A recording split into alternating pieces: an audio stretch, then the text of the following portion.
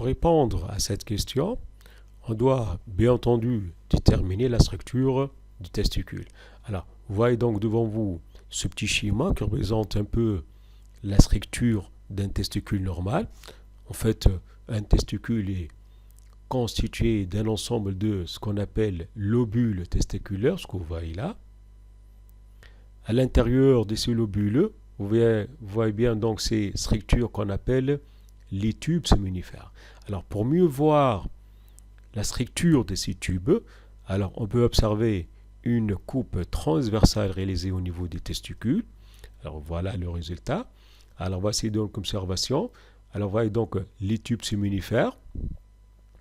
Alors on va voir donc de plus près cette coupe avec une autre observation qu'on va l'agrandir d'ailleurs. Voilà. Alors voyez ensemble donc les constituants d'un tube séminifère. Alors voyez donc que le tube comporte tout d'abord ce qu'on appelle une paroi. Alors, cette paroi est constituée d'un grand nombre de cellules qu'on appelle d'ailleurs cellules germinales, que vous voyez, qui occupent donc toute la paroi.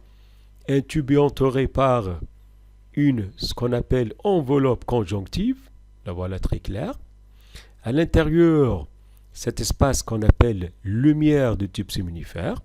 Alors, on voit bien un très grand nombre de spermatozoïdes.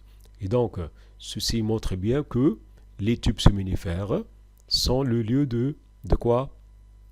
Bien entendu, de production de spermatozoïdes.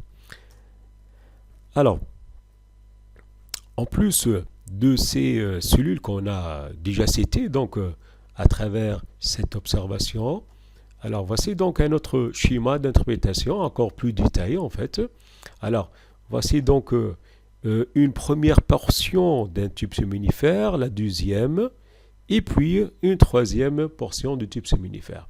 Alors, qu'est-ce qu'on voit entre les tubes? Vous voyez bien, il y a un grand nombre de cellules, dites cellules de Leydig, qui forment d'ailleurs ce qu'on appelle un tissu interstitiel. Alors, ces cellules, comme vous pouvez le constater, se trouvent en contact avec quoi? Bien entendu, avec des capillaires sanguins.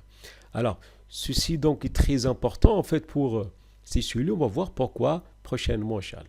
Alors, maintenant, à l'intérieur d'un tube séminifère, on voit cette série de cellules qui s'étendent sur toute la paroi, de la périphérie, donc de l'extérieur vers l'intérieur. Ces cellules qui diffèrent un peu par leur taille et même aussi par la densité de leur noyau. Et on voit aussi donc ces grosses cellules qu'on appelle cellules de Sertoli.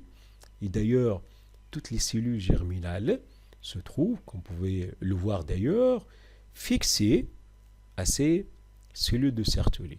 Alors, en réalité, ces cellules assurent un ou plusieurs rôles d'ailleurs très importants. Parmi ces rôles, on peut citer surtout donc tout d'abord le soutien, donc la fixation des cellules germinales, comme vous pouvez le voir d'ailleurs, mais aussi, ce qui est important, la nutrition de ces cellules.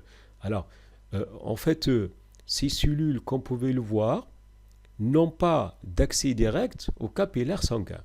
On sait que normalement, les cellules de l'organisme donc, ont besoin d'énergie qui provient donc à partir de nutriments. Ces nutriments arrivent aux cellules à travers les capillaires sanguins.